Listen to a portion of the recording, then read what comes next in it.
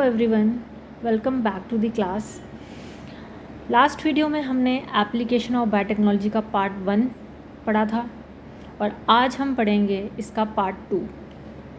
Last वाली जो video थी उसमें मैंने एप्लीकेशंस के जो मेन फील्ड्स हैं उनके पॉइंट्स डिस्कस किए थे और जो सबसे ज़्यादा डिटेल में समझा था वो था एग्रीकल्चर में क्या यूज़ है। तो शुरुआत कहाँ से होती है? ग्रीन रिवॉल्यूशन से होती है। वो कब शुरू हुआ था, किस दौर में शुरू हुआ था और फादर कौन थे, इंडिया के कौन थे और ऐसे कौन थे, वो डिस्कस किया था हमने और उनकी क्या एडवांटेज थे, क्या लिमिटेशंस थी। फिर उसके बाद हमने बायोटेक्नोलॉजी का पढ़ा कि बायोटेक्नोलॉजी का क्या क्या यूज़ हुआ एग्रीकल्चर में, जिसमें हमने एक ही एग्जांपल डिस्कस की थी बीटी कॉटन को लेकर। और आज जो हमारी डिस्कशन है, जो कि कल हमने जहाँ पर छोड़ी थी उसको मैं आगे फर्दर कंटिन्यू करती हूँ। ठीक है, तो चलो ज़्यादा टाइम वेस्ट ना करते हुए स्टार्ट करते हैं आज की क्लास। तो दोस्तों, आपने बीटी कॉटन के बारे में तो पढ़ ही लिया था, है ना, जहाँ पे हमने देखा था कि कैसे एक छोटा सा बैक्टीरिया बैसिलस थ्यूरेंजिस हमारी हेल्प करता है क्रॉप को पेस्ट से बचाने में। आज हम देखेंगे कि जो अदर बीटी क्रॉप्स और उनके टारगेट करने वाले जो स्पेसिफिक पेस्ट और जीन्स को, ठीक है, तो जैसे कि आपके सामने ये टेबल भी दिख रहा है, ये आपके एग्ज़ाम के लिए स्पेशली ये बोर्ड और कॉम्पिटिटिव एग्ज़ाम जैसे कि नीट के लिए बहुत ज़्यादा इम्पॉर्टेंट है, तो इसे ध्यान से समझते हैं। ठीक है, तो बीटी कॉटन का जो मैकेनिज़्म मैंने आपको समझाया था कि कैसे हम उस बैक्टीरिया से वो जीन निकालते हैं, क्राई जीन, जो टॉक्सिन होती है जो एक्चुअल में उस पेस्ट को किल करती है। तो हमने वही जीन उठा के प्लांट में ट्रांसफॉर्म कर दिया। अब प्लांट अपनी सेफ्टी, अपना काम खुद कर रहा है। ठीक है, ये हमने लास्ट वाली क्लास में पढ़ा था। तो बाकी जो टॉक्सिन्स हैं, सिमिलर टू बीटी कॉटन की तरह ही BT toxin gene has been clone from the bacteria and express in this plant to provide resistance to specific targeted insects group. ये वो ग्रुप है इंसेक्ट के जिसमें आपको बाहर से केमिकल की ज़रूरत नहीं है। तो सबसे पहले हम इस ऑर्डर को ही समझ लेते हैं। सबसे पहला ग्रुप हमारे पास आ जाता है लेप्टिडोप्टेरन। ये इंसेक्ट का पहला ऑर्डर है। इस ग्रुप में आपके ज़्यादातर आते हैं मॉथ और आपकी बटरफ्लाइज। ठीक है, ये आप लिख सकते हो, मैं थोड़ा सा और अच्छे से लिखती हूँ इसको। यानी कि इसमें आपका ना मॉथ और आपकी बटरफ्लाइज आती हैं इस ग्रुप में। ठीक है, ये इसका रहा इंसेक्ट ऑर्डर। अब ये जो कॉमन पेस्ट है इसको हम बोलते हैं कॉटन वॉलवॉर्म। ये वही कीड़ा है जो कॉटन की बॉल्स को अंदर से खोखला कर देता है और स्पेसिफिक जो जीन है उसके लिए वो है आपकी cry 1AC and cry 2AB। तो ध्यान से देखो बच्चों, कॉटन वॉलवॉर्म को टारगेट करने के लिए हम दो जीन्स का यूज़ करते हैं, cry 1AC and cry 2AB। इसको याद रखने की ना ट्रिक सिंपल है। कॉटन वॉलवॉर्म के लिए हम A और B दोनों क्लास के जीन्स चाहिए होते हैं। ठीक है, ये याद रखना। सेकंड ऑर्डर हमारा आ जाता है कोलिप्टेरिन, यानी कि इसमें आते हैं, इस ग्रुप में आते हैं आपके बीटल्स। इसमें आपके बीटल्स आते हैं जिन पे वो हार्ड शेल होता है। ठीक है, अब इसका कॉमन पेस्ट है कॉर्न बोरर एंड बीटल, यानी जो भुट्टे की फसल को अंदर से बोर की तरह छेद करके ख़राब कर देता है। और इसके लिए वो जीन होती है हमारी क्राई 1AB, यानी कि ये टारगेट करती है कॉर्न बोरर बीटल की, ये स्पेसिफिक स्ट्रेन होती है। तो ध्यान देखो, इस पे ध्यान से देखो, कॉटन वॉलवॉर्म के लिए सिर्फ एक ही जीन कोड है। इनके लिए तो कॉटन वॉलवॉर्म के लिए दो जीन्स थी, इसके लिए सिर्फ एक ही जीन है। तो यहाँ पर बहुत सारे बच्चों को कन्फ्यूज़ हो जाते हैं, इसलिए इसको ध्यान में रखना। कॉर्न खाने में हम सिर्फ एक टाइप का single corn one gene use करेंगे, यानी क्राई 1AB, और इसमें हम यूज़ करते हैं दो जीन्स। ठीक है, तीसरा हमारे पास आ जाता है डाइबिटेरिन। इस ग्रुप में मक्खियों और मच्छर आते हैं। ठीक है, common paste mosquito and flies. अब डाई का मतलब होता है कि 2 विंग फ्लाइज, जिनमें 2 विंग्स होते हैं, जैसे कि आपके मॉस्किटोज़ में होते हैं और फ्लाइज में होते हैं। और ये स्पेसिफिक जीन कोड होती है डाइबिटेरिन की एक्टिव बीटी स्ट्रेन। ठीक है, तो जैसे हमारे घरों में घूमने वाले मॉस्किटो, फ्लाइज, इनके लिए हम स्पेसिफिक डाइबिटेरिन एक्टिव बीटी स्ट्रेन का यूज़ करते हैं जो इन्हीं पर टारगेट करते हैं। ठीक है, तो अगर आपको मैं इसको वापस से रिकॉल कराती हूँ, क्योंकि यहाँ से काफ़ी क्वेश्चन आते हैं, आपको जीन के बारे में पता होना चाहिए, यहाँ यही क्वेश्चन पूछे जाते हैं। अब ये कॉटन, ये ऑर्डर हैं इंसेक्ट के, 3 ऑर्डर हैं, लेपिडो, कॉलियोप्टेरिन, डाइप्टेरिन, ठीक है। इस ग्रुप में मॉथ बटरफ्लाइज आते हैं, इसमें बीटल्स आते हैं, ठीक है। और इसमें आपके आ जाते हैं मॉस्किटोज़ और फ्लाइज, मॉस्किटोज़ एंड फ्लाइज, ठीक है। तो इसके वो कौन कौन से कॉमन पेस्ट है, अब कॉटन से याद रखना, कॉटन वॉल्म, यहाँ पे कॉर्न वॉरन, ये तो है ही है, मॉस्किटो फ्लाइज। इसमें 2 जीन्स होती हैं, मैं यहाँ लिख देती हूँ। जो पहला ऑर्डर है लेपिडिडो के लिए, इसमें आपकी 2 जीन कौन सी है, क्राई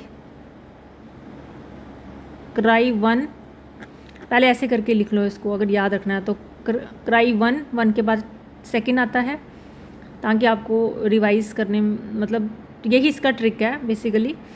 दोनों में ए लगा दिया, फर्स्ट सेकंड क्राई, यहाँ आपने ए भी लगा दिया, इसको इस तरीके से याद रखो। और जो कोलियो की है उसमें आपकी एक ही जीन आती है, क्राई 1 AB, और उसमें आती है लास्ट वाले में डाइप्टेरिन एक्टिव बीटी स्ट्रेन, ठीक है।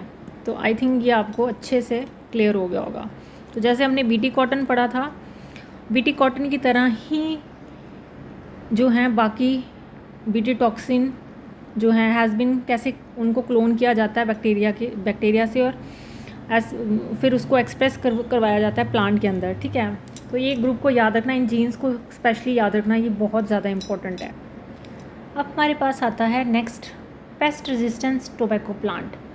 जैसे कि जब मैंने आपको जेनेटिकली मॉडिफाई ऑर्गेनिज्म का लास्ट स्लाइड में समझाया था, तो मैंने उसमें आपको जो सबसे मेन एग्जांपल्स थी, जो मैंने कहा था कि NCERT टेक्स्ट बुक में उन्हीं एग्जांपल को ज़्यादा डिटेल में एक्सप्लेन किया गया, जिसमें से सबसे पहले हमने इसी GMO में पहली एग्जांपल पढ़ी थी बीटी कॉटन, ठीक है। उसका पूरा मैकेनिज्म हमने लास्ट वीडियो में समझा था।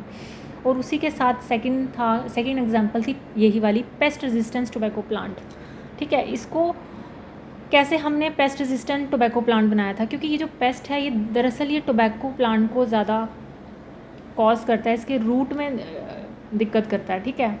तो इसको समझने से पहले ना हम एक स्टोरी की तरह इसको समझते हैं, ताकि आपको थोड़ा इंटरेस्टिंग लगे। तो मान लो हमारे यहाँ एक विलन है, ठीक है, और उस विलन का नाम है निमेटोनोड, ठीक है, जिसका नाम है एक्चुअल में melody gene incognito. I think हो सकता है थोड़ी सी प्रोनाउंसिएशन मेरी सही से है या नहीं है, बट चलो। In fact tobacco root causing a massive reduction crop yield, यानी कि ये किस तरीके का विलन था, निमेटोनोड वॉर्म के नाम से, जो इसका कॉमन नेम है, ठीक है। अब ये क्या करता है, ये टोबैको प्लांट के रूट्स पर अटैक करता है, जिससे क्रॉप की यील्ड बहुत ही ज़्यादा ड्रॉप हो जाती है। और यहाँ पर मैंने एक, ये देख रहे हो आप, ये रूट्स दिखाई गई हैं, अगर मैं इसको थोड़ा सा बड़ा नहीं हो पा रहा है ये, तो ये जो आप देख रहे हो ये रूट्स हैं टोबैको प्लांट की, जहाँ पर ये रूट में अटैक करता है, ठीक है। तो ये काफ़ी ज़्यादा नुकसान पहुँचाता है, जिसकी वजह से टोबैको प्लांट की जो क्रॉप होती है वो क्रॉप यील्ड में कमी आ जाती है, काफ़ी ज़्यादा ड्रॉप हो जाती है। अब हमारे पास चैलेंज ये था कि इस प्लांट को कैसे बचाया। तो साइंटिस्ट ने कमाल का सॉल्यूशन निकाला। उन्होंने एग्रोबैक्टीरियम वेक्टर का यूज़ करके उस वेक्टर के अंदर निमेटोनोड स्पेसिफिक जीन को होस्ट प्लांट यानी कि टोबैको के अंदर इंट्रोड्यूस कर दिया। इससे प्लांट के पास एक सुपर पावर आ गई, जिससे हम बोलते हैं RNA इंटरफेरेंस, ठीक है। चलो अब देखते हैं ये मैकेनिज़्म काम कैसे करता है, ठीक है। RNA इंटरफेरेंस का जो पूरा मैकेनिज़्म है ये कैसे काम करता है, इसी टेक्निक के थ्रू हमने पेस्ट रेजिस्टेंस टोबैको प्लांट जो था, अब वो पेस्ट से ज़्यादा इन्फेक्टेड है, क्योंकि जो इसकी नेक्स्ट डायग्राम है यहाँ पे ये बिल्कुल हेल्दी हो गया प्लांट, क्योंकि हमने RNA इंटरफेरेंस को यूज़ किया। इस चीज़ को समझने के लिए ना, फर्स्ट ऑफ ऑल तो आपको RNA इंटरफेरेंस समझ में आना चाहिए, इसका पूरा मैकेनिज़्म ये एक्चुअल में कैसे काम करता है। पहले तो हम उसी को एक डायग्राम, मैंने शायद इसकी डायग्राम भी ही की है, बट फिर भी मैं आपको वाइट बोर्ड के अकॉर्डिंग समझाती हूँ, ताकि आपको आसानी से समझ में आ सके। देखो बच्चों, जो हमारे पास नॉर्मल सेल होता है ना, ठीक है, नॉर्मल सेल में क्या होता है, आपने सेंटर डोग्मा वाली प्रोसेस पढ़ी होगी, जिसमें डीएनए से आपका एमआरएनए बनता है और फिर उस एमआरएनए से आपके प्रोटीन्स बनते हैं। ठीक है, डीएनए से एमआरएनए बनने की प्रोसेस को हम ट्रांसक्रिप्शन बोलते हैं और एमआरएनए से प्रोटीन बनने की प्रोसेस को हम क्या बोलते हैं, ट्रांसलेशन। ठीक है, ये एक नॉर्मल प्रोसेस है जो कि नॉर्मल सेल के अंदर देखने को मिलती है। ठीक है, अब यहाँ पर ट्विस्ट क्या है, यहाँ पर आता है डबल स्टैंडर्ड आरएनए। नॉर्मली आप कहीं पे भी देखोगे आपको आरएनए हमेशा सिंगल स्टैंडर्ड ही मिलेगा, डबल स्टैंडर्ड आरएनए नहीं मिलता। ये एक तरीके का एबनॉर्मल इवेंट है। अब ये आता कहाँ से है ये मैं बताती हूँ आपको। ठीक है, ये एक एबनॉर्मल इवेंट है। ठीक है, अब देखो, ये जो डबल स्टैंडर्ड आरएनए ये किसी वायरस के इन्फेक्शन से आ सकता है, या फिर दो तरीके हैं। जब भी ये सेल के अंदर आएगा, मान लो ये आपका कोई सेल है और ये कोई आपका वायरस है। ठीक है, अब डबल स्टैंडर्ड आरएनए तो नॉर्मल सेल के अंदर तो देखने को नहीं मिलता। ठीक है, अब सवाल उठता है कि अगर ये नॉर्मल सेल में देखने को नहीं मिलता तो फिर ये सेल के अंदर आता कहाँ से है। तो बेसिकली ये बाहर से आता है, ये आता है वायरस से। वायरस के अंदर का जो जीनोम है वो है आपका, इसका जो जेनेटिक मटेरियल होता है डबल स्टैंडर्ड आरएनए। अगर आपको पता हो तो बहुत सारे ऐसे वायरसेस होते हैं जिनके अंदर genetic material double standard DNA भी होता है, और किसी में सिंगल स्टैंडर्ड डीएनए भी होता है, और किसी में डबल स्टैंडर्ड आरएनए होता है। लेकिन जो प्लांट वायरसेस होते हैं ना, उसमें मेनली जो जीनोम होता है वायरसेस के अंदर वो कौन सा होता है, डबल स्टैंडर्ड आरएनए। तो ये वहाँ से आता है, बेसिकली इस वायरस से आता है। और जब ये सबसे पहले सेल के अंदर इंजेक्ट होता है इसका जीनोम, यानी कि डबल स्टैंडर्ड आरएनए, तो क्या होता है कि जब ये अंदर घुसेगा ना ये आपका डबल स्टैंडर्ड आरएनए, तो क्या होता है कि मान लो ये आपके इसमें एंटर कर गया। ठीक है, अब देखो, सेल के अंदर ना एक सेंस और एंटी सेंस दोनों आरएनए ही बनाता है, क्योंकि ये दोनों आपस में कॉम्प्लीमेंट्री है। ये जुड़कर क्या बना देते हैं, डबल स्टैंडर्ड आरएनए। ठीक है, ये आ गया बाहर से अंदर। अब ये सेंस और एंटी सेंस क्या होते हैं उस पर भी मैं आती हूँ, पर सबसे पहले इसका मैकेनिज्म समझ लेते हैं। अब ये आ गया आपका, क्योंकि ये तो दो स्ट्रैंड का बना हुआ है। ठीक है, अब होता क्या है कि सेल के पास एक स्पेशल एंजाइम होता है जिसको हम बोलते हैं डाइसर। ये दूसरे एंजाइम की एंट्री होती है, डाइसर। ठीक है, अब होता क्या है कि ये जो स्पेशल एंजाइम है ये हो जाता है एक्टिव, डाइसर। ये क्या करता है, ये इस डबल स्टैंडर्ड आरएनए को टुकड़ों में कट कर देता है। ठीक है, किसमें, इसने पीसीस में इसको कट कर दिया। फाइन, एक कट, एक ये हो गया, इस तरीके से ये कट कर देगा। थोड़ी सी हैंडराइटिंग थोड़ी सी ख़राब चल रही है। तो अब डाइसर एक तरीके का कैसे काम करता है, ये सीज़र की तरह काम करता है। इसने कट लगा दिए, ये कम से कम 21 to 30 base pair nucleotide long होता है। जो ये कटिंग वाले स्ट्रैंड होते हैं, कम 21 to 30 बेस पेयर ये न्यूक्लियोटाइड का बना हुआ होता है। ठीक है, अब इन छोटे पीसीस को, ये जो आप छोटे पीसीस देख रहे हो ना, इसको हम क्या बोलते हैं, siRNA। इसका SI का मतलब होता है स्मॉल इंटरफेरिंग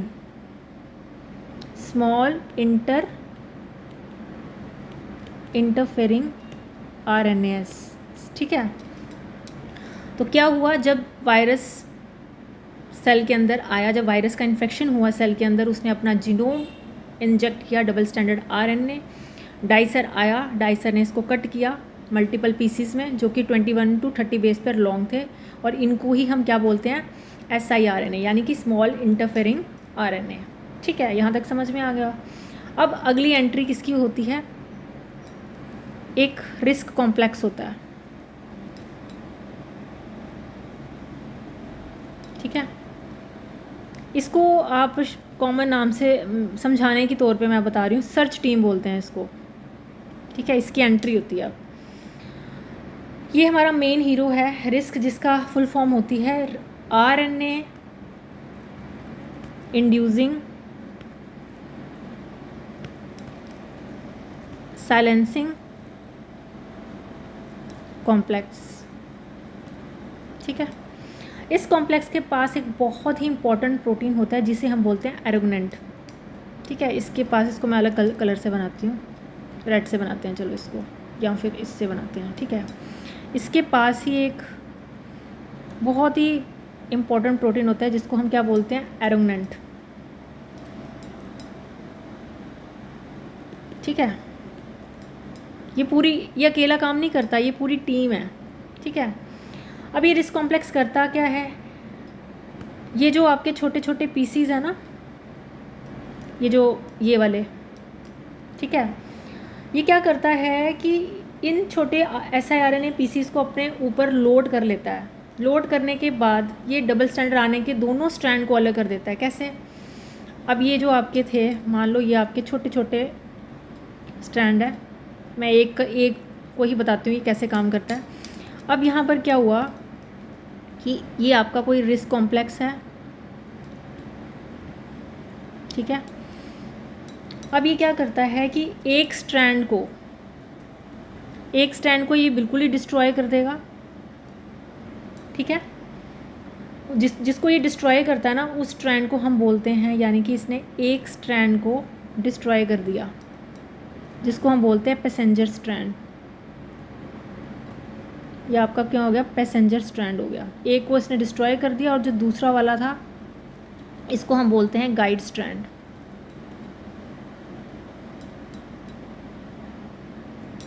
ठीक है, एक पैसेंजर स्ट्रैंड होता है, एक गाइड स्ट्रैंड होता है। ठीक है, तो इसने क्या किया कि एक पैसेंजर स्ट्रैंड, क्योंकि ये डबल स्टैंडर्ड है, एक को इसने डिस्ट्रॉय कर दिया और एक को रखा अपने पास जो कि गाइड स्ट्रैंड है। अब क्या होता है कि इसी गाइड स्ट्रैंड को हम बोलते हैं एंटीसेंस स्ट्रैंड। अभी मैं ये फिर से समझाती हूँ आपको, अभी टेंशन मत लो।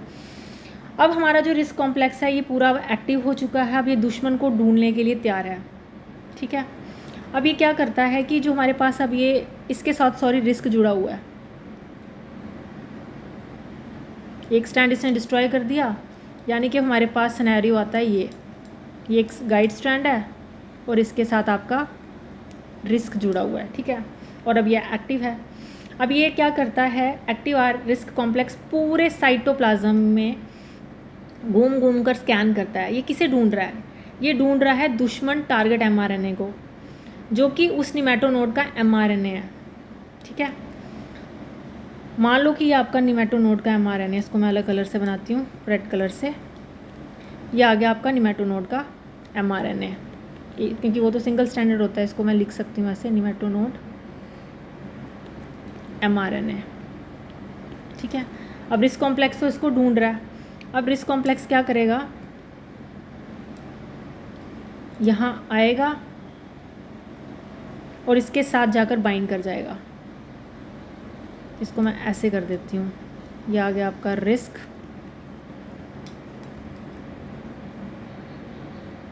और ये आ गया आपका निमेटोनोड का mRNA।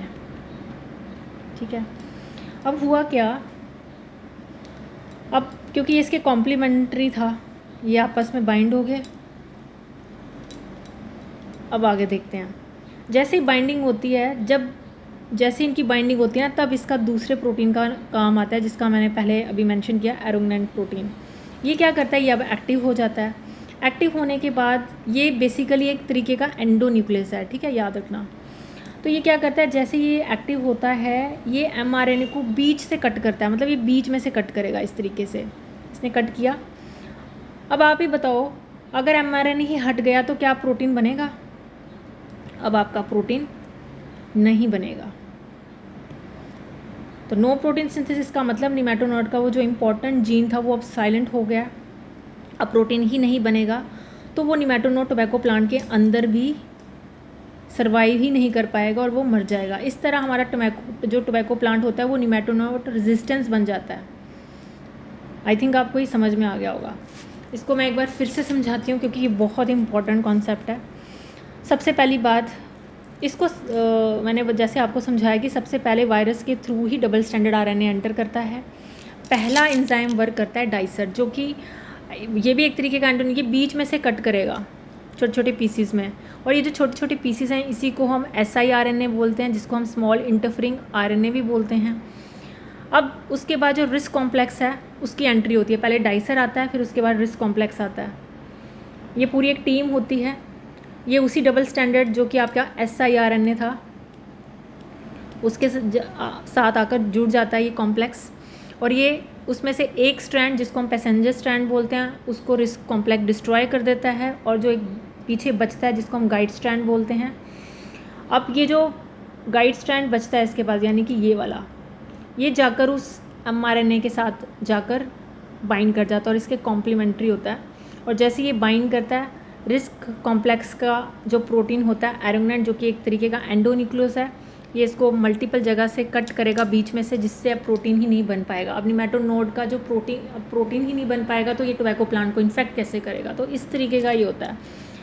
अब मुझे लगता है कि आपको यहाँ पर क्या कन्फ्यूजन आ सकती है। सबसे पहले मैं इसको समरी के तौर पर फिर से बता देती हूँ एंजाइम को ध्यान में रखने के लिए। सबसे पहले आपके पास डाइसर आता है, याद करने के लिए दिमाग में रखो। दूसरा आता है यहाँ पर आपका रिस्क कॉम्प्लेक्स, और जो रिस्क कॉम्प्लेक्स होता है उसी के साथ एरोगनेंट प्रोटीन होता है, पर अभी एक्टिव नहीं है।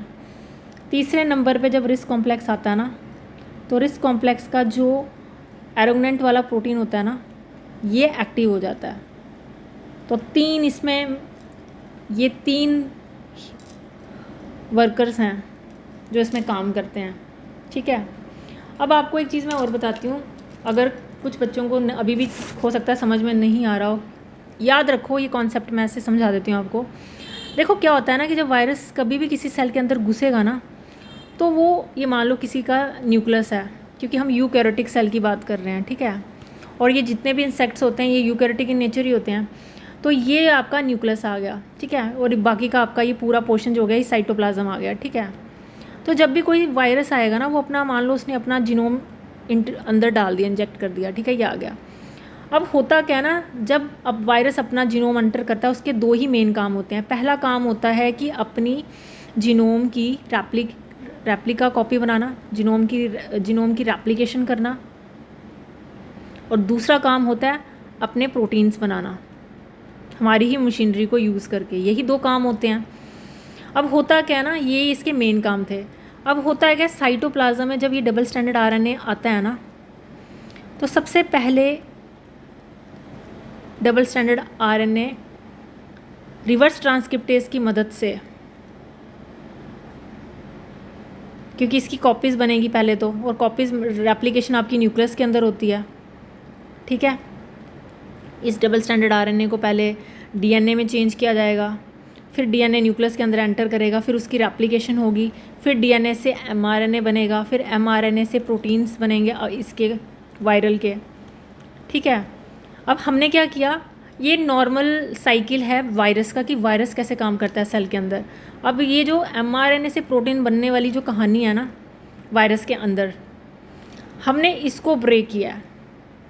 इसको ब्रेक करने के लिए हमने क्या किया, हमने वो जो मैंने अभी आरएनए इंटरफेरेंस समझाया, इसको ब्रेक करने के लिए ही हमने वो टेक्निक यूज़ की, RNAi इंटरफेरेंस।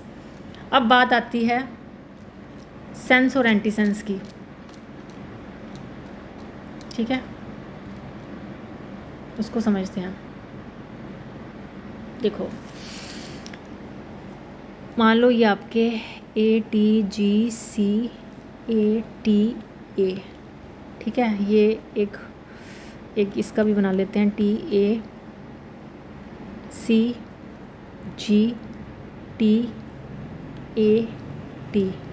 ठीक है।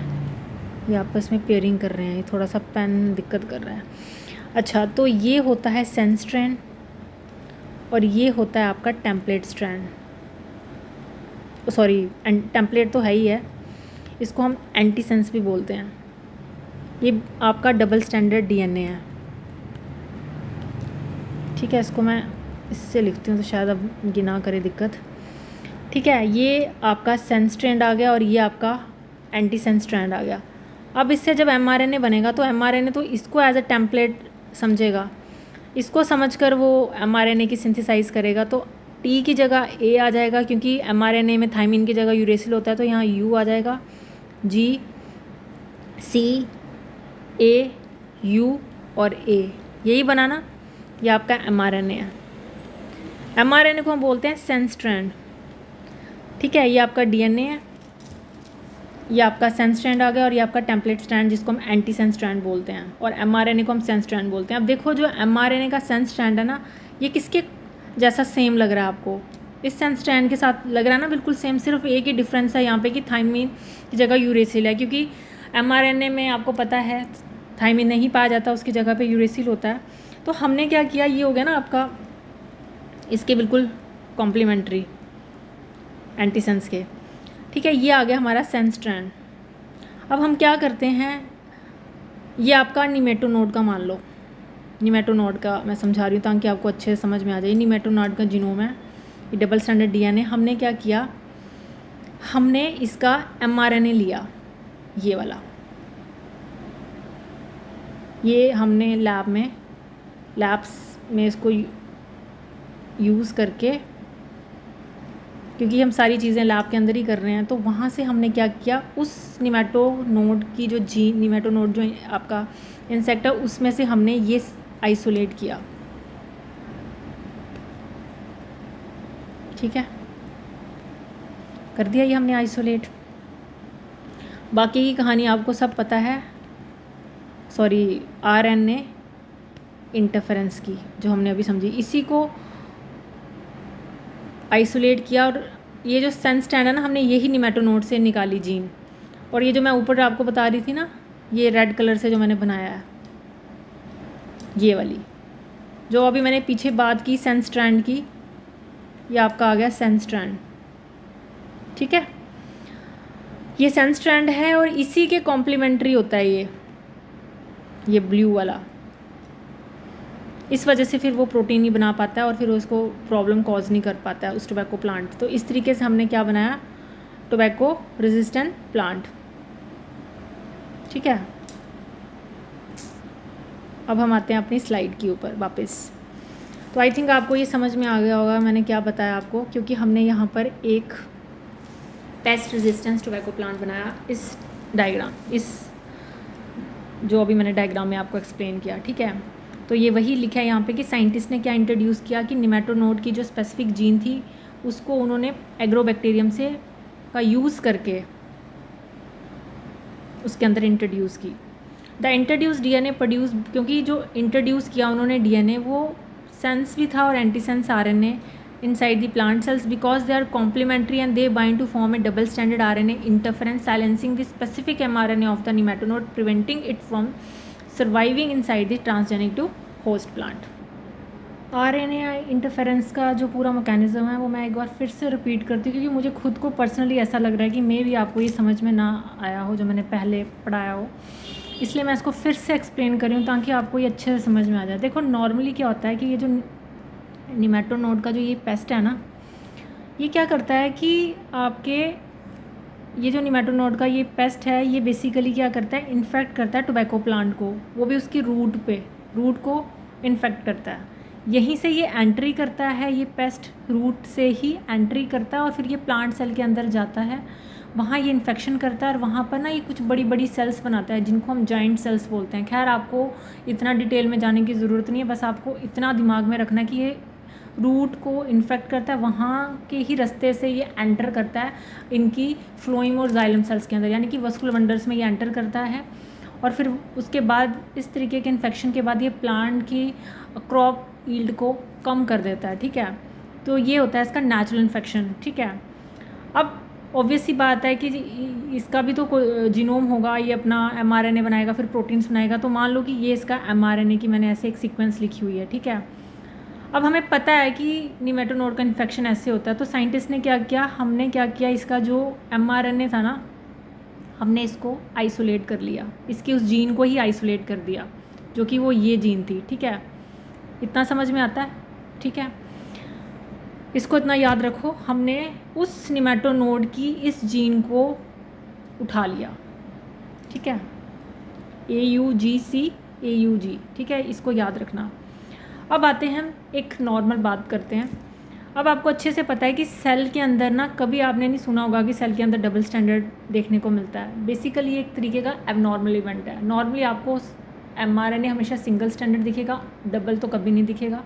अगर दिख रहा है तो इट मीन्स कि वो एक एबनॉर्मल इवेंट है। वो ज़्यादा देर तक तो वो रहेगा ही नहीं उसके अंदर, उसको डिस्ट्रॉय किया जाएगा, क्योंकि यूकैरियोटिक के अंदर एक डिफेंस सिस्टम होता है।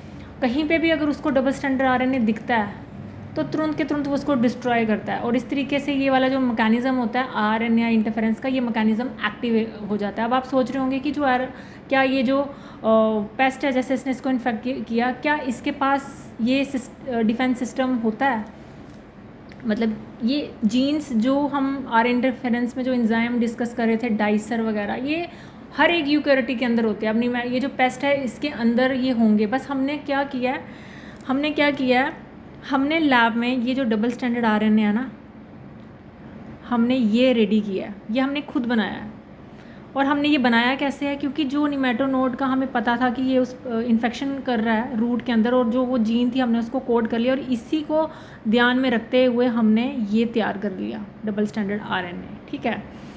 अब हमने क्या किया कि इसको रेडी करने के बाद हमने वेक्टर एग्रोबैक्टीरियम का जो टीआई प्लाज्मिड था उसमें इसको डाल दिया, ठीक है, और सीधा प्लांट में ट्रांसफॉर्म कर दिया। अब प्लांट के अंदर डबल स्टैंडर्ड आरएनए पड़ा हुआ है, ये वो डबल स्टैंडर्ड आरएनए है, ठीक है। प्लांट के अंदर ये पड़ा हुआ है, ठीक है। अभी ये ऐसे ही पड़ा हुआ है, बॉक्स पड़ा हुआ है, इसको अभी बिल्कुल टच नहीं है, अभी एक्टिव नहीं, पूरा इसको एज इट इज़ ये रखा है, ठीक है। अब हम क्या करते हैं, जैसे निमेटोनोड नेचुरली इन्फेक्शन करता है ना प्लांट को, अब ठीक वैसे ही जब निमेटोनोड कभी दोबारा इसको इन्फेक्ट करेगा, क्योंकि हमने प्लांट में क्या चेंज किया, हमने प्लांट में निमेटोनोड का जो जीन था उसको ध्यान में रखते हुए डबल स्टैंडर्ड आरएनए डिज़ाइन किया और वेक्टर के थ्रू प्लांट में ट्रांसफॉर्म कर दिया, जो कि ये है, ठीक है। अब जब निमेटोनोड इसको वापस से इन्फेक्शन करेगा, रूट के थ्रू एंट्री करता है, ठीक है, तो ये वही सीक्वेंस आ गई जो मैंने यहाँ से, हमने इसी को ध्यान में रखते हुए हमने mRNA डिज़ाइन किया था, डबल स्टैंडर्ड आरएनए, ठीक है। अब ये आ गया, ठीक है, ये ऐसे ही पड़ा हुआ है। अब हमारा काम क्या, हम नहीं चाहते कि ये प्रोटीन में चेंज हो, ठीक है, इसको मैं लिखती हूँ, रेड से ही लिखती हूँ। हम नहीं चाहते कि जो ये वाला mRNA है ये प्रोटीन्स में चेंज हो, हमें इसी को तो रोकना है, इस चीज़ को हमें रोकना है, ठीक है। हम नहीं चाहते कि ये सिस्टम एक्टिवेट हो, सॉरी, मतलब ये प्रोटीन्स में ना बदले, क्योंकि अगर ये प्रोटीन्स में चेंज होगा तो ये तो प्लांट को इन्फेक्ट करेगा, ठीक है। तो इसको प्रोटीन को रोकने के लिए ही तो हमने डबल स्टैंडर्ड आरएनए लैब में बनाया, जो कि इसी के कॉम्प्लीमेंट्री आगे जाकर इसको तोड़ेगा, जो मैं आपको भी बताती हूँ। तो ये क्या किया हमने, डबल स्टैंडर्ड आरएनए तो पहले का पड़ा हुआ है इसके अंदर। अब डबल स्टैंडर्ड आरएनए कैसे काम करता है, क्योंकि जैसे ही सेल के अंदर डबल स्टैंडर्ड आरएनए दिखता है ना, क्योंकि ये तो एक नॉर्मल इवेंट है, तो उसी दौरान आपका ये वाला जो मैकेनिज़्म है RNA इंटरफेरेंस, ये एक्टिव हो जाता है। उसमें सबसे पहले आपका डाइसर एंजाइम की एंट्री होती है, जो कि एक तरीके का एंडोन्यूक्लियस होता है, वो इनको कट कर देता है पीसीज में, इसको ये कट कर देगा, और फिर उसमें ये छोटे छोटे फ्रेगमेंट्स जो क्रिएट होते हैं, जनरेट होते हैं, डैट इज़ ये siRNA, शॉर्ट इंटरफेयरिंग आरएनए बोलते हैं इनको। उसके बाद रिस्क कॉम्प्लेक्स की एंट्री होती है, रिस्क कॉम्प्लेक्स जाकर सीधा इनके साथ बाइंड कर जाता है, और जैसे ही वो इनके साथ बाइंड करेगा तो उसमें से ये एक स्ट्रैंड को डिस्ट्रॉय कर देगा, जिसको पैसेंजर स्ट्रैंड बोलते हैं, और जो पीछे बचता है उसको हम गाइड स्ट्रैंड बोलते हैं। अब ये जो गाइड स्ट्रैंड है ना, सुनो इसकी कहानी। ये था आपका सेंस स्ट्रैंड और ये था आपका एंटी सेंस, ठीक है। अब हुआ क्या कि ये जो एंटी सेंस है ना, मैंने कहा था ना ये पैसेंजर स्ट्रैंड है और ये आपका गाइड स्ट्रैंड है, ये पैसेंजर है, ये तो हो गया डिस्ट्रॉय। हमारे पास बचता क्या है, गाइड स्ट्रैंड। अब ये ध्यान से देखो इस सीक्वेंस को, TACGTAC। अब आप खुद देखो, क्योंकि हमने इसको फ्रेगमेंट कट हो जाते हैं तो लास्ट का पार्ट बचता है हमारे पास, TAC, तो छोटा होता है गाइड स्ट्रैंड। अब ये देखो ये इससे कॉम्प्लीमेंट्री है कि नहीं है, TAC। तो जैसे ये इसके साथ आकर जुड़ेगा, ये mRNA को मतलब बेस पेयरिंग इसकी परफेक्ट होगी, और ये डिस्ट्रॉय हो जाएगा और आपका प्रोटीन नहीं बनेगा, और इस तरीके से जो प्लांट है वो निमेटोनोड के इन्फेक्शन से बच जाएगा। आई थिंक अब आपको ये समझ में आ गया होगा, अब तो कोई दिक्कत नहीं है इसमें। इसलिए मैंने इसको फिर से समझाया, क्योंकि मुझे डाउट था कि मे बी आपको समझ ना आए ये, इसलिए मैंने इस टॉपिक पे ज़्यादा टाइम दिया ताकि आपको अच्छे से समझ में आ जाए। तो ये पूरी डायग्राम उसी आर इंटरफेरेंस की है, आप देख सकते हो। डबल स्टैंडर्ड आरएनए था, डाइसर का एक्शन हुआ जो कि एक तरीके की सीजर है, एंडोन्यूक्लियस है, ये आपको छोटे छोटे फ्रेगमेंट्स ये आपको दिख गए।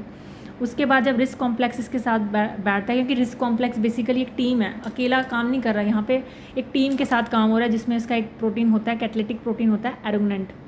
जैसे कि मैंने कहा कि पैसेंजर स्टैंड को ये कट कर देगा, आपका गाइड स्टैंड बचता है, ठीक है। अब देखो ये हो गया आपका थर्ड स्टेप, ठीक है, रिस्क एक्टिवेशन हो गया।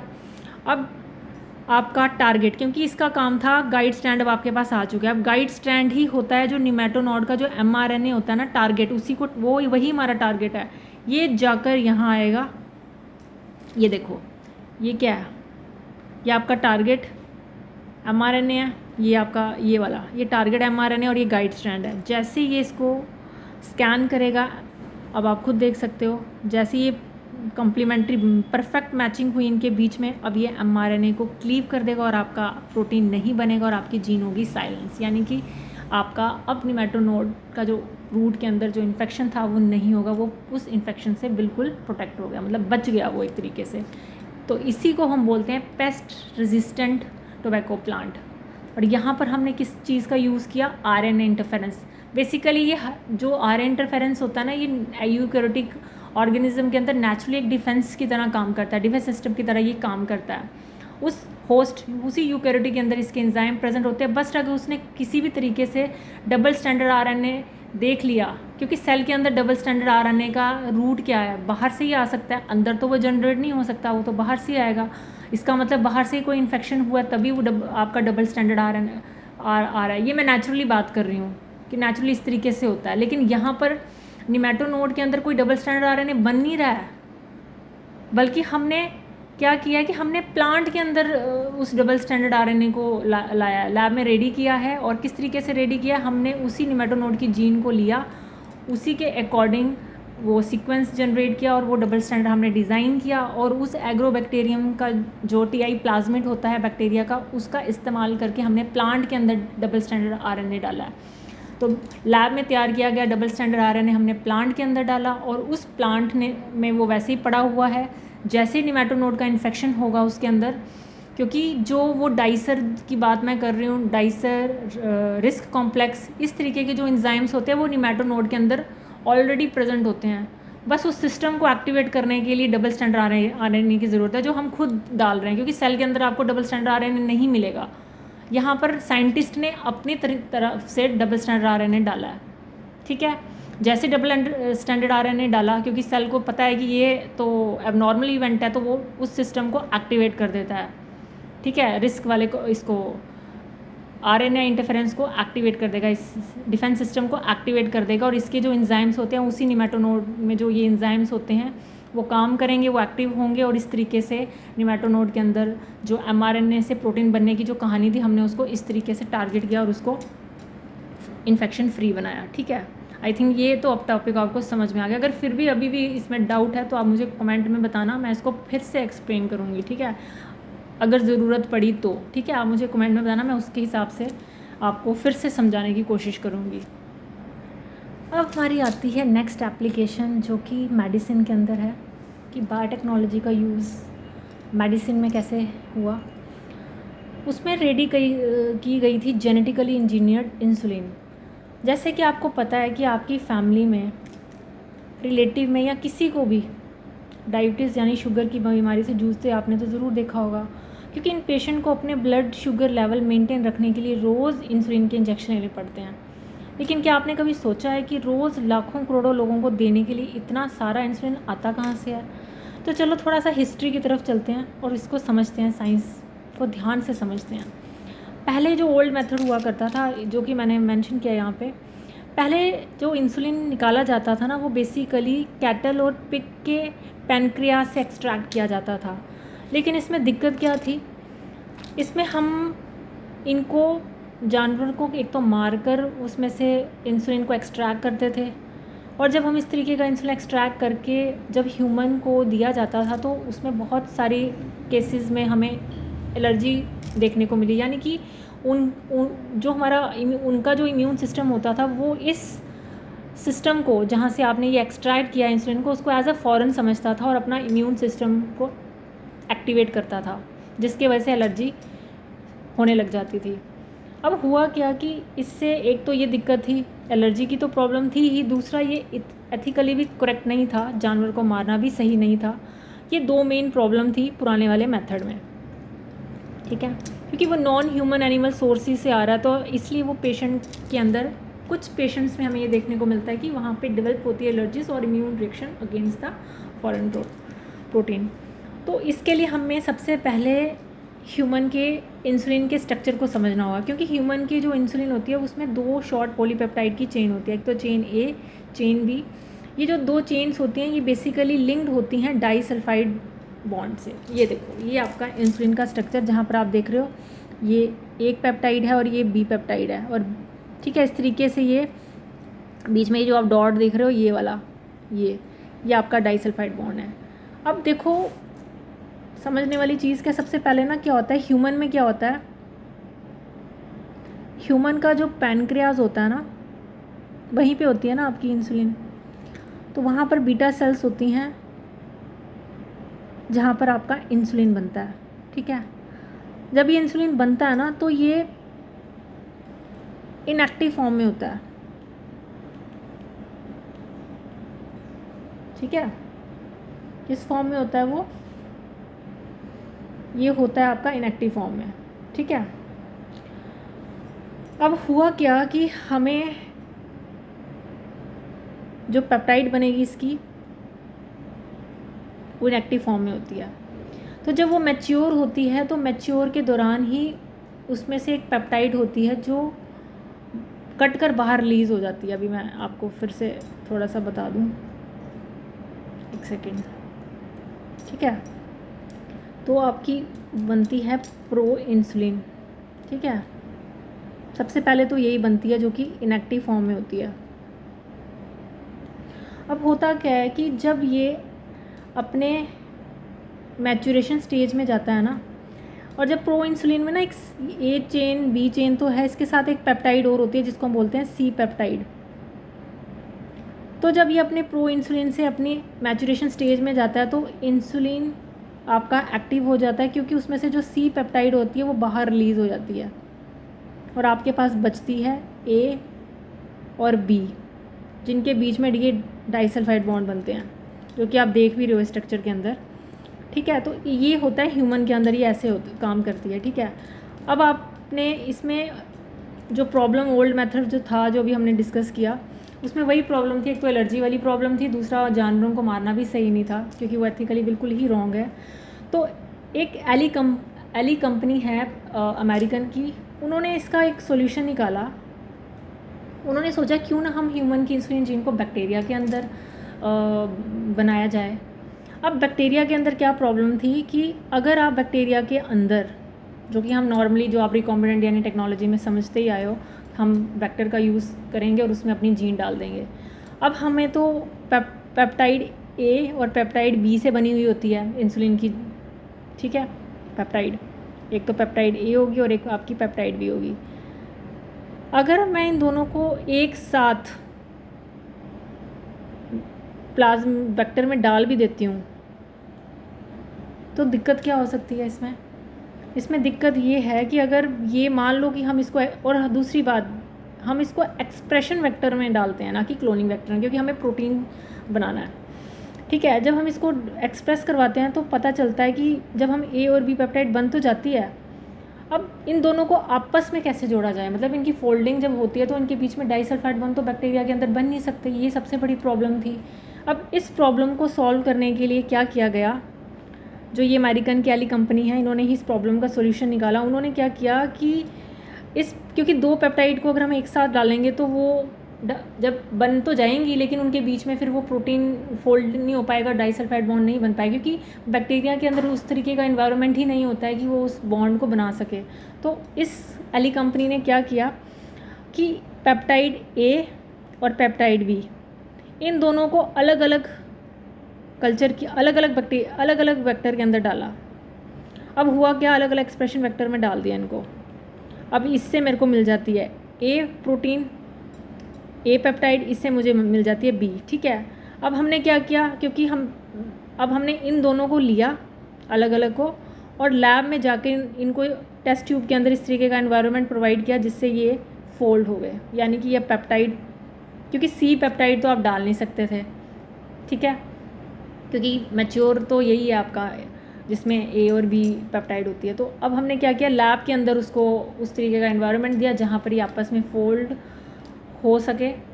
इस तरीके से हमने इंसुलिन को बनाया और ये प्रॉब्लम किसने सॉल्व की, अमेरिकन की जो एली कंपनी थी उन्होंने ये इस तरीके की प्रॉब्लम को सॉल्व किया। तो इस तरीके से हमारी जो जेनेटिकली इंजीनियर्ड इंसुलिन की जो प्रॉब्लम थी वो सॉल्व हुई। ठीक है, तो यही है मैचुरेशन प्रोसेस मैमल्स के अंदर इंक्लूडिंग ह्यूमन। इंसुलिन जब इनिशियली सिंथेसाइज होता है तो एज अ प्रो हार्मोन होता है, यानी कि इनएक्टिव प्रो एंजाइम होता है। और C peptide, this pro hormone contain extra stretch वहाँ पे होता है अमीनो एसिड का, जिसको हम सी पेप्टाइड बोलते हैं। और जब ये मैचुरेशन होता है तो सी पेप्टाइड आपकी प्रेजेंट होती है प्रो इंसुलिन में, यानी कि जब आप वो इमेच्योर स्टेज में होता है तब ए और बी पेप्टाइड के साथ सी पेप्टाइड भी होती है, but is completely remove during the maturation into the functional mature insulin hormone, यानी कि मैच्योर इंसुलिन हार्मोन में आपको ये सी पेप्टाइड जो है वो निकल जाती है। Recombinant DNA challenge. The main hurdle is producing insulin using recombinant DNA technique was getting the insulin to assemble into this mature acting form without the C peptide. तो यही वाला चैलेंज था RDT के अंदर कि अगर हम उसको एक साथ A और B पेप्टाइड को एक साथ कंबाइन करेंगे एक्सप्रेशन वेक्टर के अंदर तो वहाँ पर वही दिक्कत आएगी, उनके बीच में फोल्डिंग कैसी होगी। ठीक है, एक तो वो दिक्कत थी, दूसरा C पेप्टाइड तो इमेच्योर में होती है, हमने तो मतलब जीन लेंगे तो वो C peptide without C peptide वो कैसे एक्टिव होगा, तो ये भी एक दिक्कत थी। तो और किस तरीके से एली कंपनी ने इसको सॉल्व किया। The solution by Eli Lilly 1983 में हुआ था। 1983 में American company name Eli Lilly जिन्होंने इस चैलेंज को सॉल्व किया, वही जो मैं भी आपको मैंने समझाया कि they prepare to separate DNA sequence corresponding to chain A and chain B of human insulin. They introduce this sequence into the plasmid of E coli to produce insulin chain. NCERT में भी यही लिखा है, into the plasmid of E. coli to produce insulin chain. Chain A and chain B were produced separately, extracted and then combined by creating disulfide bond in a lab to form fully functional human insulin. यानी कि हमने disulfide bond को lab के अंदर create किया ताकि वो fully functional बन सके। अब दूसरी बात यह ना, यहाँ पर बहुत वही बात मैं बोल रही हूँ, जैसे उन्होंने बायोटेक्नोलॉजी प्रोसेसेस में हर जगह पे क्लोनिंग वेक्टर को डिस्कस किया था, एक्सप्रेशन वेक्टर को डिस्कस नहीं किया था, सिर्फ एक लाइन में उन्होंने रिकॉम्बिनेंट प्रोटीन टर्म यूज़ की थी। ठीक यहाँ पर भी ऐसा ही है, इनटू द प्लाज्मिड। याद रखना, क्योंकि इंसुलिन एक तरीके का प्रोटीन है, आपको एक्सप्रेस करवाना है, एक्सप्रेशन वेक्टर लेना पड़ेगा उसके लिए, ना क्लोनिंग वेक्टर में तो ये नहीं बनेगा। क्लोनिंग वेक्टर होता ही मल्टीपल कॉपीज़ के लिए, ना कि प्रोटीन के लिए। तो प्रोटीन के लिए आपको एक्सप्रेशन वेक्टर ही चाहिए होता है, प्रोटीन को एक्सप्रेस करवाना है तो आपको प्रोटीन एक्सप्रेशन वेक्टर ही लेना पड़ेगा, तो इसमें एक्सप्रेशन वेक्टर ही लेना पड़ेगा। ये तो मैंने वैसा ही कंटेंट लिया जैसा कि आपको NCERT में लिखा है, बट फिर भी मेरी ड्यूटी बनती है कि मैं आपको ये भी बताऊं कि ये बेसिकली मैं एक्सप्रेशन वेक्टर की बात कर रही हूँ। ठीक है, अब आता है हमारा जीन थेरेपी। अभी तक हमने पढ़ा कि अगर कोई बीमारी होती है या फिर उस बीमारी में हम या तो उसको ड्रग देते हैं उस पेशेंट को या फिर इंजेक्शन लगाते हैं, लेकिन सोचो अगर किसी बच्चे के पास बचपन से ही कोई डिफेक्टिव या ख़राब जीन हो तो क्या आप उसको नॉर्मल ड्रग देके या इंजेक्शन से ठीक कर सकते हो? नहीं। तो ऐसे में काम आती है आपकी जीन थेरेपी।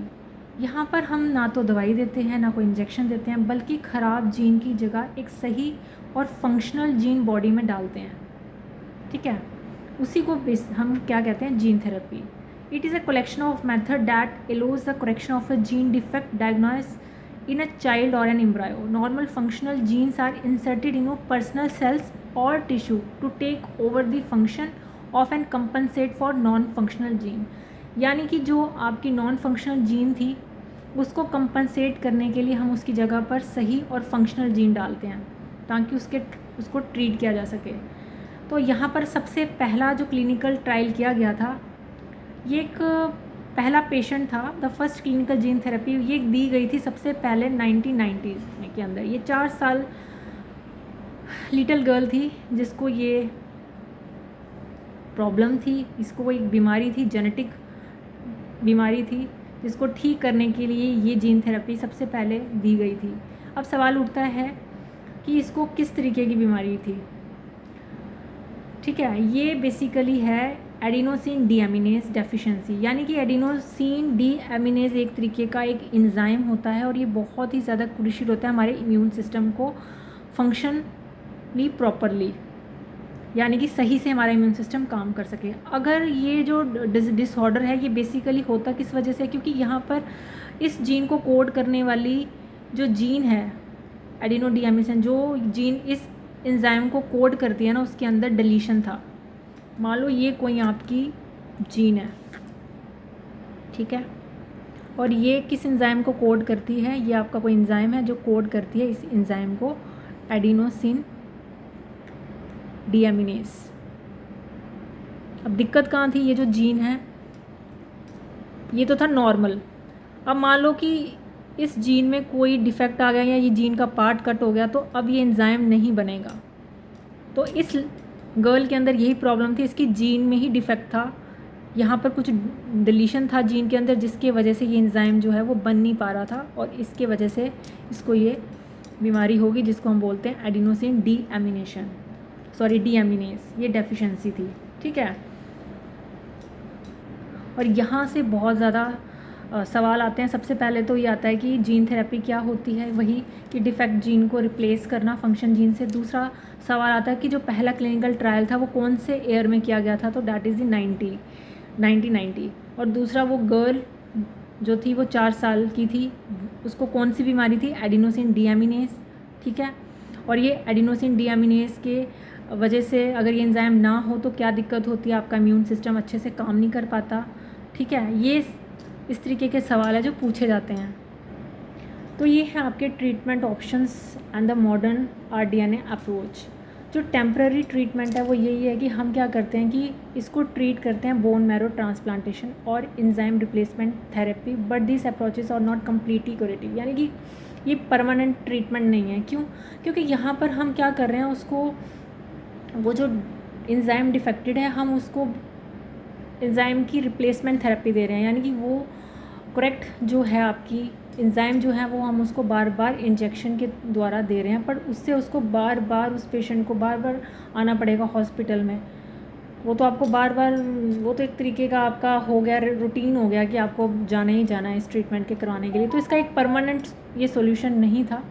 फिर आता है आपका आरडीएनए प्रोसेस, यानी कि रिकॉम्बिनेंट डीएनए प्रोसेस। इसमें हम क्या करते हैं कि पेशेंट के वाइट ब्लड सेल्स को लेते हैं पेशेंट के ब्लड से, फिर उसको हम कल्चर करते हैं, यानी कि लैब के अंदर। ये सारी चीज़ें हम बॉडी के बाहर कर रहे हैं, यानी कि लैब के अंदर परफॉर्म कर रहे हैं। तो हमने उस पेशेंट से क्या किया, कि पेशेंट है, हमने इसमें से वाइट ब्लड सेल्स ले लिए उसके, ठीक है, और इनको लैब के अंदर कल्चर करवाया। कल्चर करवाने के बाद हम क्या करेंगे, जो हमारे पास करेक्ट फंक्शनल एंजाइम है हम इसको इसके अंदर डालेंगे। इस जो हमने पेशेंट का जो लिया है ना, उसमें आपके सेल्स वगैरह सब आ जाते हैं। तो हमने इसको क्या किया कि इस फंक्शनल वाले को इंट्रोड्यूस कर दिया इसके अंदर, इस सेल के अंदर। पर ये कैसे करेंगे, इसको करने के लिए हमारे पास आ जाता है रिट्रोवायरल वेक्टर, क्योंकि अगर आपको किसी जीन को उस सेल के अंदर भेजना है ना, तो फिर आपको व्हीकल तो चाहिए। और व्हीकल क्या है आपके पास व्हीकल है रिट्रोवायरस। बस हमने इस वायरस के अंदर से क्या किया, जो डिजीज़ कॉज, जो जब ये किसी भी नॉर्मली जब किसी को ये होस्ट को इन्फेक्ट करता है तो बीमारी कॉज करता है, बट हमने वो बीमारी कॉज करने वाले जीन को ही डिसहार्म कर दिया और अपने इंटरेस्ट की जीन यानी कि एडीए जीन डाल दिया इसके अंदर। यही सेल तक लेकर जाएगा, और ये सारा जो प्रोसीजर है ये लैब के अंदर परफॉर्म किया जा रहा है। जब इसके अंदर वो फंक्शनल वाली जीन सेल्स के अंदर चले जाती है, फिर हम, अब ये बिल्कुल मॉडिफाई हो चुका है, अब हम इसको वापस उस पेशेंट के अंदर उसको दिया जाता है। अब यहाँ पर दिक्कत क्या आ जाती है, हमने ये पेशेंट को दे भी दिया।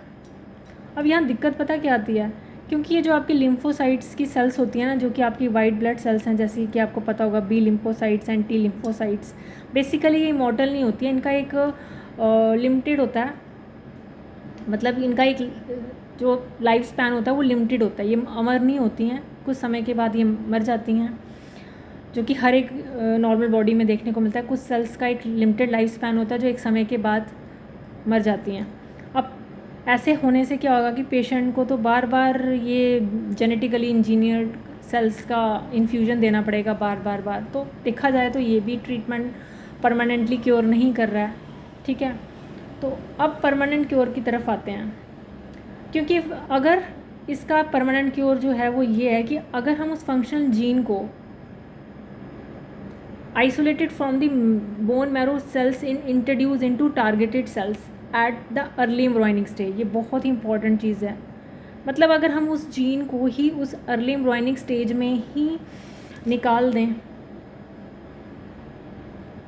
तो वो परमानेंट क्योर हो सकता है। यानी कि मतलब ये हुआ कि अगर हम यही फंक्शनल एडीए जीन तभी निकाल लें जब बच्चा माँ के पेट में हो, यानी कि वो एम्ब्रॉयनिक स्टेज में हो, और तभी उसके टारगेट सेल्स में इंसर्ट कर दें, तो वो सेल्स आगे चलकर पूरी बॉडी के सेल्स बनाएगा जो हमेशा के लिए फंक्शन होंगे। अब फिर वो बच्ची को लाइफ में कभी दोबारा ट्रीटमेंट की ज़रूरत नहीं पड़ेगी। ये हमारा सबसे प्योर परमानेंट क्योर की चाबी है, समझ रहे हो।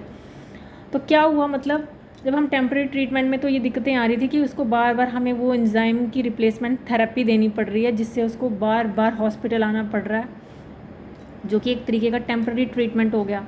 फिर जब हमने रिकॉम्बिनेंट डीएनए प्रोसेस का यूज़ किया तो यहाँ पर भी यही दिक्कत थी, क्योंकि हम यहाँ पर जेनेटिकली उसको इंट्रोड्यूस कर रहे थे उसके अंदर, यानी कि हमने जो करेक्ट जीन थी वो हमने पहले तो उस पेशेंट से हमने ब्लड सेल्स निकाले, उसमें से वाइट ब्लड सेल, पेशेंट का जो ब्लड था उसमें से हमने वाइट ब्लड सेल्स को निकाला, आइसोलेट किया, कल्चर किया आउटसाइड दी बॉडी यानी कि लैब के अंदर। और फिर हमने जब कल्चर करने के बाद जो हमारे पास ये जो लिम्फोसाइट्स थी उसके अंदर हमने फंक्शनल एडीए जीन को इंट्रोड्यूस किया। किसके वजह, व्हीकल कौन था यहाँ पर, डीएनए को कैरी कौन कर रहा था उस जीन को, आपका रिट्रोवायरस। बस हमने उसमें डिसार्म जीन को हटाया हुआ था, इसलिए वो इन्फेक्शन कॉज नहीं करेगा, वो नेचुरली इन्फेक्शन करेगा लेकिन वो बीमारी कॉज नहीं करेगा, क्योंकि उसकी जगह पे हमने अपनी एडीए जीन डाल दिया, ठीक है। अब ये मॉडिफाई हो चुका है, अब हम पेशेंट को देंगे जितना चीज़ें हमने प्रोसीजर लैब के अंदर किया, जब ये कर चुके थे उसको मॉडिफाई कर चुके थे, करेक्ट जीन डाल चुके थे सेल के अंदर रिट्रोवायरस वेक्टर के थ्रू, अब हमने उसको वापस पेशेंट के अंदर डाला, ठीक है। तो अब क्या हुआ कि पेशेंट तो सही हो गया, लेकिन दिक्कत ये है कि इसका जो लिम्फोसाइट्स होती है दे आर नॉट इमॉर्टल, यानी कि इसका एक लिमिटेड लाइफ स्पैन होता है, एक टाइम के बाद ये सेल्स की डेथ हो जाएगी। तो ये भी आपका टेम्पररी तरीका हुआ, इसका मतलब फिर से आपको जेनेटिकली उसके फिर से पेशेंट के ब्लड सेल्स लेने पड़ेंगे, फिर से यही प्रोसीजर रिपीट करना पड़ेगा। तो इसलिए इसका परमानेंटली क्योर यही था कि अगर हम उस फंक्शनल जीन को उस एम्ब्रॉयनिंग स्टेज में ही आइसोलेट कर लें, तो क्योंकि जो उस टाइम पे आप जो सेल्स निकालते हो ना उनके अंदर वो पूरी क्षमता होती है, वो उससे वो पूरी बॉडी के सेल्स को बना सकती है, तो ये एक तरीके का परमानेंट क्योर हो सकता है। तो ये थे इस जीन थेरेपी के, और ये जो ट्रीटमेंट ऑप्शंस थे इस एडी एंजाइम की जो डेफिशिएंसी थी उस बच्चे को जेनेटिक डिसऑर्डर के वजह से। तो आई थिंक ये भी आपको समझ में आया होगा। अब हम बात करते हैं बायोटेक्नोलॉजी की नेक्स्ट एप्लीकेशन को, क्योंकि हम एग्रीकल्चर में भी डिस्कस कर चुके हैं, मेडिसिन्स में भी हम डिस्कस कर चुके हैं। अब हम बात करते हैं मेडिसिन में ही, सॉरी अभी पिछली स्लाइड में तो मैंने वही डिस्कस किया। अब आता है आपका मॉलिक्यूलर डायग्नोस, मतलब आप बायोटेक्नोलॉजी की इसका किस तरीके से यूज़ कर सकते हो बीमारियों को पता करने के लिए। देखो प्रॉब्लम क्या थी कि जो आपका पुराना तरीका था conventional diagnostic method like serum and urine analysis, ये तरीका तब तक बीमारी को डिटेक्ट नहीं कर पाते थे जब तक बॉडी में पैथोजन यानी कि बैक्टीरिया वायरस की संख्या बहुत ज़्यादा ना हो जाए और वो सिम्टम ना दिखने लग जाएं। जब तक सिम्टम्स आते हैं तब तक दुश्मन हमारी बॉडी पर कब्ज़ा कर चुका होता है और इलाज मुश्किल हो जाता है। तो ये प्रॉब्लम थी पुराने वाले मेथड में जो हम यूज़ करते थे। अब बायोटेक में अर्ली डिटेक्शन के लिए, बीमारी को अर्ली डिटेक्ट करने के लिए, पता लगाने के लिए बायोटेक्नोलॉजी ने हमें 3 प्राइमरी टूल्स दिए, जिसमें से सबसे पहले आता है आपका पीसीआर, रिकॉम्बिनेंट और एलाइजा। पर सबसे पहले हम पीसीआर को ही पढ़ लेते हैं। ये सबसे पहला टूल है। When the concentration of a pathogen is very low, its nucleic acid can be detected by amplifying it. इसका क्या मतलब है कि सोचो अगर हमारी बॉडी में सिर्फ 1 या 2 वायरस हैं, उनका ब्लड टेस्ट में आना नामुमकिन है ना। लेकिन पीसीआर क्या करता है कि एक हाई स्पीड फ़ोटोकॉपी मशीन की तरह है। हम बॉडी से सैंपल लेते हैं और अगर उसमें थोड़ा सा भी वायरल डीएनए या उसका जो भी जीनोम होगा न्यूक्लिक एसिड, तो पीसीआर उसमें मिलियन टाइम्स एम्पलीफाई कर देता है। जब उसकी कार्बन कॉपी बन जाती है तो उसे डिटेक्ट करना बच्चों का खेल हो जाता है। इसका रियल लाइफ में अगर हम यूज़ कब करते हैं, जैसे HIV को अर्ली स्टेज में डिटेक्ट करने के लिए या फिर कैंसर सस्पेक्ट में म्यूटेशन को ढूंढने के लिए हम इसको यूज़ करते हैं, ठीक है। तो ये पहला टूल था जो हम बायोटेक्नोलॉजी में यूज़ करते हैं अर्ली डिटेक्शन के लिए। तो ये हमने पहले भी पिछली स्लाइड में भी मैंने आपको PCR बताया था ये कैसे कैसे काम करता है।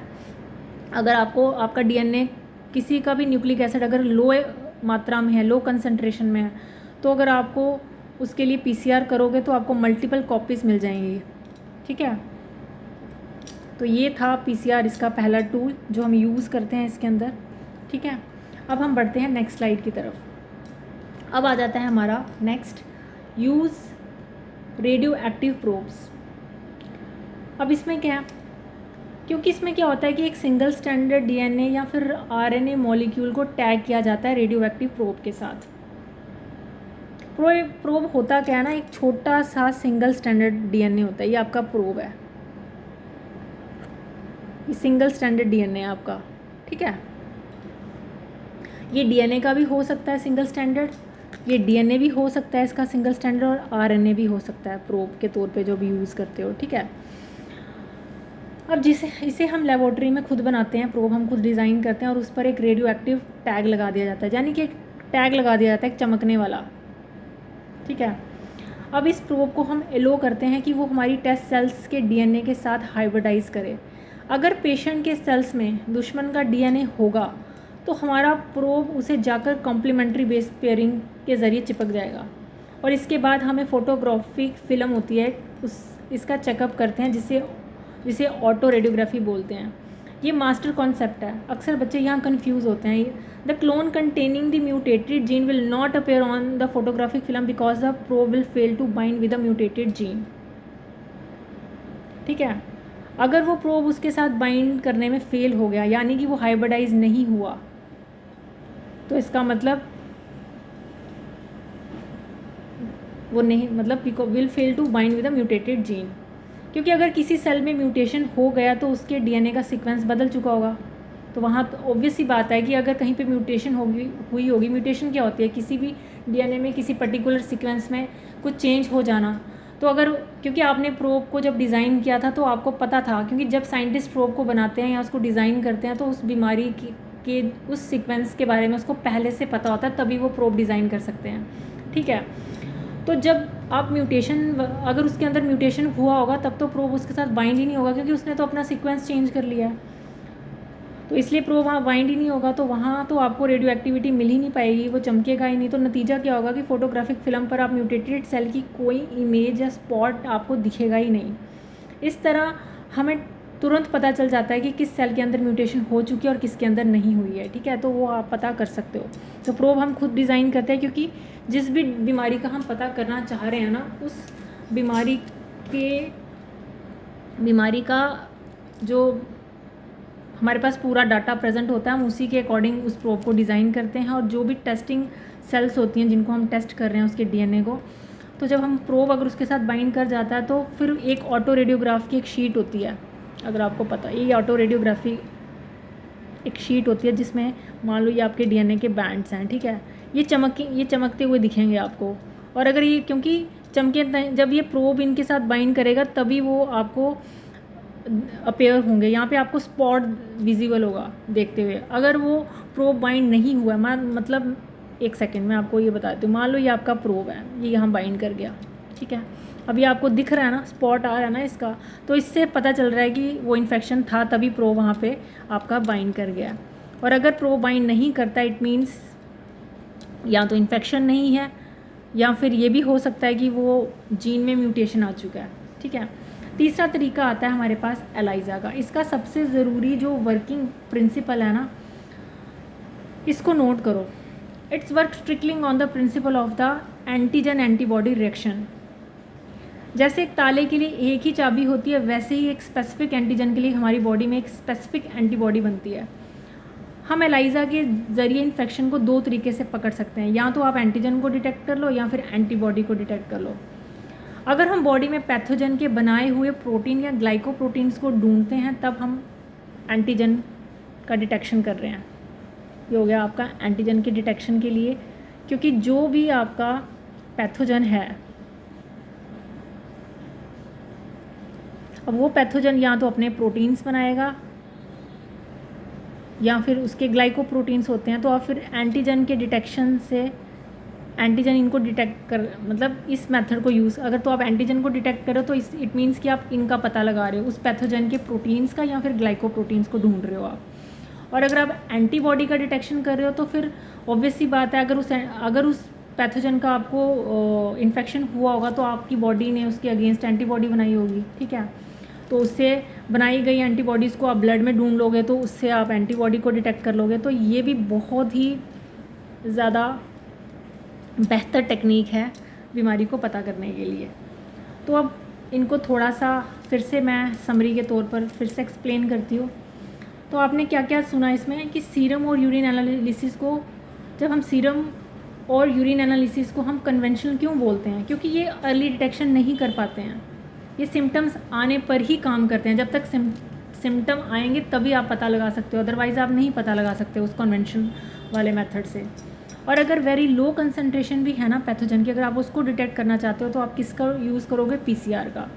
और अगर म्यूटेटेड जीन वाला क्लोन फोटोग्राफिक फिल्म पर क्यों नहीं दिखता, मान लो कोई म्यूटेटेड जीन हो चुका है, वो क्यों नहीं आपको स्पॉट दिख रहा है उसके अंदर, क्योंकि प्रोब वहाँ पर बाइंड ही नहीं कर पाएगा, फेल हो जाएगा वो। क्यों?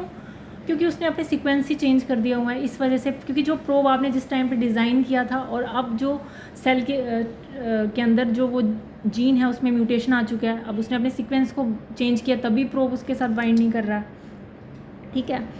तो एलाइजा के प्रिंसिपल काम करता है आपका एंटीजन एंटीबॉडी इंटरेक्शन में। आई थिंक ये पूरा टॉपिक आपको समझ में आया होगा, ठीक है। तो याद रखना इस बात को। अगर मैं इसको थोड़ा सा फ्लो डायग्राम के हिसाब से आपको बताऊं तो हमारे पास आता है नॉर्मल, जो आपका नॉर्मल डीएनए होता है ना, समरी के तौर पे बता रही हूँ, नॉर्मल डीएनए के साथ जब आपका प्रो बाइंड करता है ना तो ये उसके कॉम्प्लीमेंट्री होता है, ठीक है। तो आपको पता ही होगा ये कॉम्प्लीमेंट्री बाइंडिंग होती है उसकी, और यहाँ पे वो चमकेगा, शाइन करेगा, ठीक है। वो चमकेगा और वो आपको कहाँ पे अपीयर होगा, ऑन फिल्म। अगर नॉर्मल डीएनए हुआ तो वो आपको फिल्म में ज़रूर अपीयर होगा।